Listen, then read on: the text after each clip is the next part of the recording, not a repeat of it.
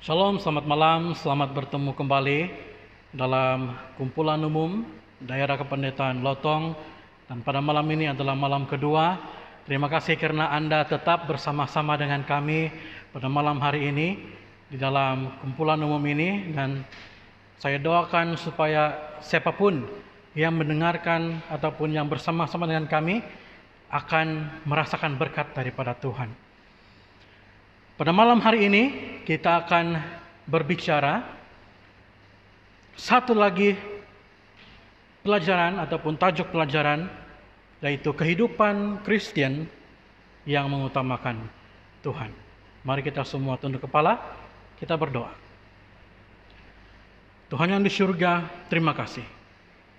Kesempatan yang indah sekali lagi untuk mendengarkan firman Tuhan. Terima kasih karena Tuhan begitu baik bersama-sama dengan kami pada saat ini. Roh Kudus Tuhan mengurapi kami supaya firman ini boleh menjadi pedoman dalam hidup kami. Berkati setiap alat yang kami gunakan agar semua itu boleh membantu kami dalam acara kebaktian pada malam ini, dan berkati jaringan internet kami supaya kami boleh mendengarkan firman dengan penuh lancar berkat daripada Tuhan. Terima kasih ya Tuhan, dalam nama Yesus kami berdoa. Amin. Semalam kita sudah membahas tentang apakah sumber kebahagiaan dalam kehidupan kita sebagai seorang umat Tuhan ataupun sebagai seorang Kristen. Dan sumber itu adalah Tuhan dan diberikan melalui perintah-perintah Tuhan. Nah, ada banyak perintah yang Tuhan berikan kepada kita di dalam Alkitab.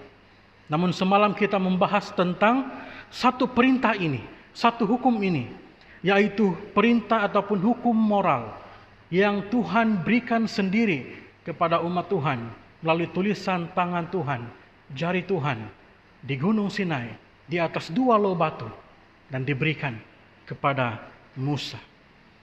Sepanjang beberapa malam ke depan, kita akan membahas mengenai 10 hukum ini.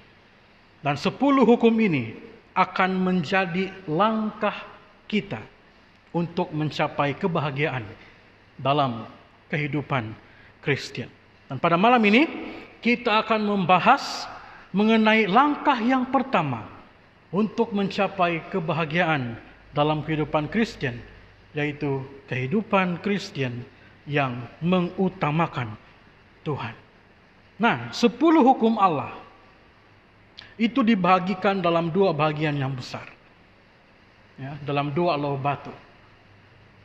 Loh batu yang pertama ataupun bagian yang pertama dalam hukum pertama sehingga hukum yang keempat, yaitu hukum tentang bagaimana kita menyatakan kasih kita kepada Tuhan kita.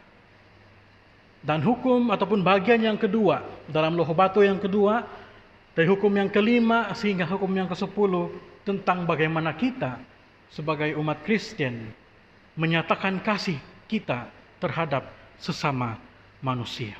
Nah, apakah hukum yang pertama? Keluaran 20 ayat yang ketiga. Jangan ada padamu Allah lain di hadapanku. Mengapa Tuhan meletakkan hukum ini di bahagian yang paling awal dalam 10 hukum yang dia berikan kepada Musa? Tuhan meletakkan hukum ini di bahagian yang paling awal dari perintah Allah. Itu bukan suatu kebetulan. Tetapi karena Tuhan mahu supaya hukum mengutamakan Tuhan ini diingat dan diketahui oleh bangsa Israel, ataupun diketahui oleh seluruh umat Tuhan, bahwa hukum inilah yang menjadi landasan daripada semua perintah dan juga hukum lainnya dalam hukum moral, yaitu hukum menuju kepada kebahagiaan yang kita sembah, yaitu Tuhan Kristus. Jika perintah ini tidak ada, maka kita tidak perlu lagi menuruti perintah-perintah yang lain. Ianya diawali dengan ayat yang kedua. Tuhan berkata, Akulah Tuhan Allahmu yang membawa engkau keluar dari tanah Mesir, dari tempat perbudakan. Saudaraku, Tuhan ingin menyampaikan kepada bangsa Israel bahwa Dialah Tuhan untuk bangsa Israel. Tuhanlah yang sudah memberkati sejak daripada Nuh, memberkati dan menyelamatkan sejak dari zaman Adam kepada zaman Nuh, kepada zaman Abraham, sehingga kepada zaman Musa. Dialah Tuhan untuk bangsa Israel. Pada saat hukum ini diberikan kepada bangsa Israel ini baru sahaja dibebaskan daripada perbudakan di Mesir. Mereka diperbudakkan, menjadi hamba, menjadi budak selama 430 tahun di Mesir, di tempat yang asing, di tempat yang tidak pun mengenal siapa itu Tuhan. Kita boleh baca dalam Keluaran pasal yang pertama, kisah bagaimana kehidupan bangsa ini ditindas, diperbudakkan, penuh dengan kesengsaraan, sehinggalah Tuhan akhirnya melakukan upaya untuk membebaskan bangsa ini. Nah, siapakah bangsa Mesir kuno ini?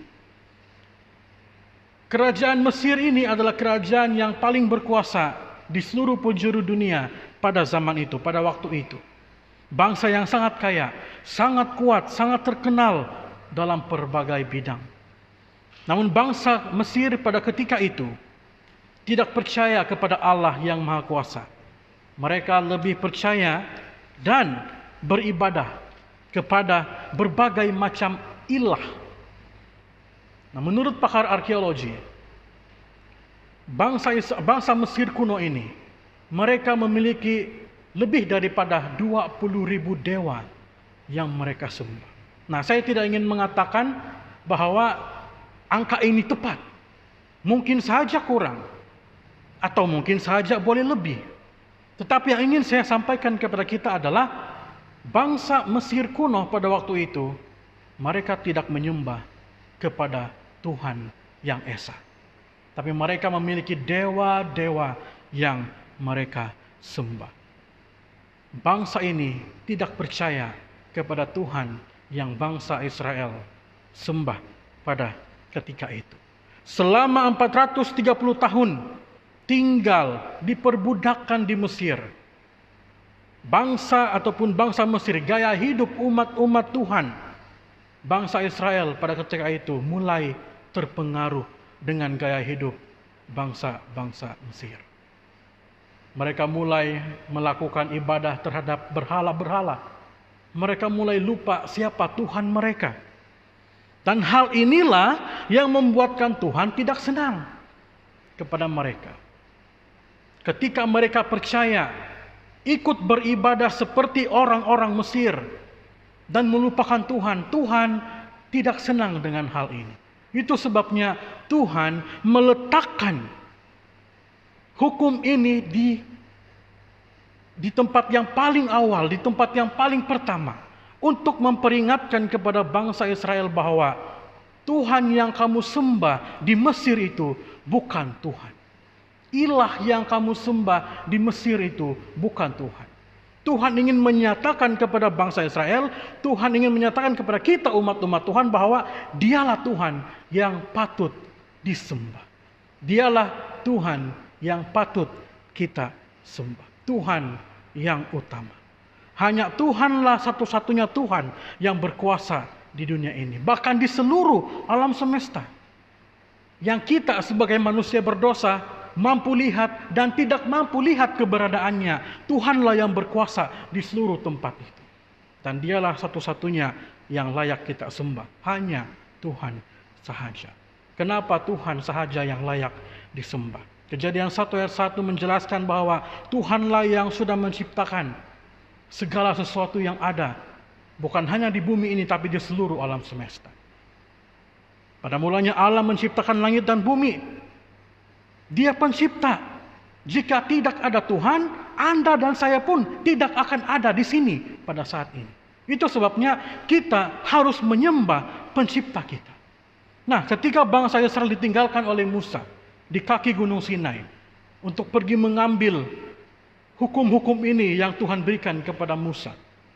Bangsa ini yang sudah dipengaruhi dengan kebiasaan orang-orang Mesir memaksa Harun untuk membuat bagi mereka anak lembu, patung anak lembu diperbuat daripada emas untuk mereka sembah. Untuk apa kita menyembah hasil ciptaan? Harun mengambil semua emas dan kemudian membuat bagi mereka patung anak lembu dan mereka sembah. Kenapa menyembah anak lembu? Kenapa tidak menyembah Harun yang mencipta anak lembu itu? Kenapa kita mau menyembah ilah lain, dewa lain? Kenapa kita tidak mau menyembah Tuhan yang sudah mencipta kita? Saudaraku, Tuhan yang sudah mencipta kita, Dialah yang satu-satunya layak untuk kita sembah, bukan monyet. Kita tidak berasal daripada monyet. Kita tidak berevolusi daripada monyet.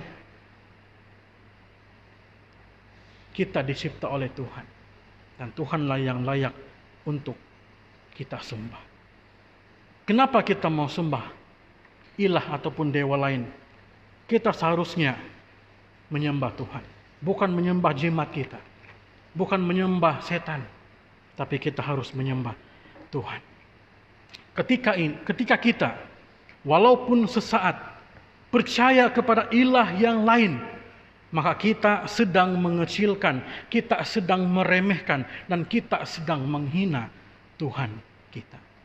Dengan percaya kepada Allah lain, maka kita sedang menjadikan Tuhan itu nomor 2 dalam hidup kita, dan itu adalah dosa. Itu sebabnya Tuhan untuk membuat bangsa Israel ini kembali boleh percaya kepada Allah yang benar, Tuhan membuat 10 kutuk untuk menghantam bangsa Mesir. Dan tujuan 10 kutuk ini adalah untuk menyadarkan kepada bangsa Israel dan juga kepada bangsa Mesir bahwa dewa-dewa yang mereka sembah itu tidak mampu mengalahkan Tuhan. Tidak ada kuasa sama sekali. Tuhan yang maha berkuasa. 10 kutuk itu menimpa dewa-dewa yang diagungkan oleh bangsa Mesir, yang diagungkan oleh bangsa Israel, yang dipercaya oleh bangsa Israel. Tetapi dewa-dewa itu tidak mampu melawan kutuk daripada Tuhan. Kenapa? Karena mereka tidak berkuasa. Sebagai gantinya, Tuhan memberikan 10 perintah kebahagiaan kepada bangsa Israel. Nah, apakah yang dimaksudkan dengan ilah? Maksud ilah itu adalah apapun yang kita cintai, yang kita kasihi, yang kita hormati, dan kita layani, yang membuat kita bergantung kepadanya lebih daripada cinta kita, kasih kita, hormat dan pelayanan kita yang seharusnya hanya kepada Tuhan saja, maka kita telah menyembah kepada berhala atau ilah. Ada yang diantara kita mungkin berpikir bahwa kalau saya tidak. Itu kepercayaan orang-orang primitif, orang-orang yang hidup puluhan bahkan ratusan tahun yang lalu. Sebagai contoh, animisme. Mereka percaya kepada roh yang mendiami semua benda seperti pohon, batu, sungai, gunung. Itu sebabnya ada saudara-saudara kita yang masih dengan kepercayaan kuno ingin menyembah gunung karena mereka berpikir ada roh tinggal di dalam gunung. Ataupun orang-orang yang dinamisme, yang percaya bahwa segala sesuatu itu mempunyai tenaga atau kekuatan yang dapat mempengaruhi keberhasilan atau kegagalan usaha manusia dalam mempertahankan hidup. Orang-orang seperti orang modern seperti saya tidak percaya semua itu. Berarti saya tidak memiliki ilah lain. Apakah benar seperti itu? Mari kita lihat definisinya. Semula, definisi ilah itu apa? Apapun yang kita cintai, yang kita kasihi, yang kita hormati, dan kita layani, yang membuatkan kita bergantung kepadanya, ingat ini, lebih daripada cinta kita, kasih kita, hormat dan pelayanan kita yang seharusnya hanya kepada Tuhan saja. Dalam arti kata lain, Ketika ada dalam hidup kita yang membuatkan kita akhirnya menjadikan Tuhan sebagai nomor 2, maka kita sebenarnya sedang menyembah ilah-ilah. Kita sedang melakukan dosa. Boleh jadi apa saja. Harta kita, pekerjaan kita, istri ataupun suami kita. Kalau semua itu boleh membuatkan kita lupa sama Tuhan, maka kita sedang menyembah ilah lain.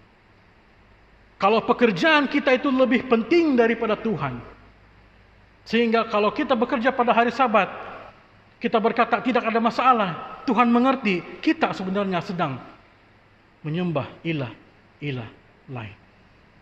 Kalau kita lebih takut suami ataupun istri kita yang mungkin tidak seiman, yang melarang kita ke gereja, kita takut, berarti kita sedang menyembah ilah yang lain. Ketika harta kita itu lebih penting berbanding pelayanan kepada Tuhan, maka kita sedang menjadikan harta kita itu sebagai ilah dalam kehidupan kita. Itu sebabnya Tuhan berkata, jangan ada ilah lain selain Tuhan dalam hidup kita. Karena kehidupan Kristen yang menuju kepada kebahagiaan adalah kehidupan yang mengutamakan Tuhan. Mari kita tanyakan dalam diri kita. Anda tanyakan dalam diri Anda, saya tanyakan dalam diri saya. Benarkah saya sudah hidup mengutamakan Tuhan? Di zaman modern seperti ini, ilah-ilah itu masuk dengan begitu halus. Dan hampir tidak kelihatan. Rasa tamak dalam diri seseorang itu boleh menjadikan uang itu sebagai ilah mereka. Sebagai contoh dalam Lukas 12 ayat 16 hingga ayat 21 tentang orang kaya yang tamak. Keangkuhan juga boleh menjadikan diri kita ataupun menjadikan diri sebagai ilah seperti Raja Nebukadnezar yang sombong dalam kitab Daniel. Dan banyak lagi cara ilah ini boleh masuk dalam kehidupan Kristen kita. Itu sebabnya kita sebagai umat Tuhan harus hidup dengan penuh hati-hati. Keadaan bangsa Israel yang hidup dalam perbudakan di kerajaan Mesir suatu ketika dahulu, itu sama seperti keadaan kita, umat-umat Tuhan yang sedang hidup dalam kehidupan modern pada saat ini. Kita sekarang ini sedang dihadapkan dengan begitu banyaknya godaan dunia. Dan godaan dunia ini boleh membuatkan kita melupakan Tuhan. Dan boleh membuatkan kita memiliki ilah lain yang akhirnya menjadikan Tuhan nomor 2 dalam hidup kita. Tidak lagi mau menyembah Tuhan yang Maha Kuasa. Seringkali perkara dan kesenangan dunia membutakan mata kita sebagai umat-umat Tuhan. Membuatkan kita lari daripada penyembahan kepada Tuhan yang benar. Jadi persoalannya, apa yang harus saya lakukan? Tanya dalam diri kita. Sudahkah saya memberikan kepada Allah kesetiaan dan pengabdian yang benar dan sepenuh hati seperti yang Allah minta daripadaku? Ingat saudara-saudara, Anda dan saya ada di dunia ini karena Allah yang ciptakan. Kita seharusnya menyembah pencipta kita. Itu sebabnya tinggalkan semua ilah-ilah yang tanpa kita sadari itu telah menghalang kita untuk datang kepada Tuhan yang benar. Menghalang kita untuk menyembah kepada Tuhan yang benar. Bukan berarti keperluan-keperluan lain dalam dunia ini tidak penting dalam kehidupan kita. Tetapi Matius 6 ayat 33 mengatakan, tetapi carilah dahulu kerajaan Tuhan dan kebenarannya, maka semuanya itu akan ditambahkan kepadamu. Saudaraku, mari kita sebagai umat Kristen mengutamakan Tuhan dalam kehidupan kita. Biar Tuhan yang menambahkan apa yang kurang dalam hidup kita sesuai menurut kehendaknya. Karena kehendak dan maksud Tuhan selalu adalah yang terbaik untuk kita. Selamat malam, sampai berjumpa besok malam. Tuhan memberkati.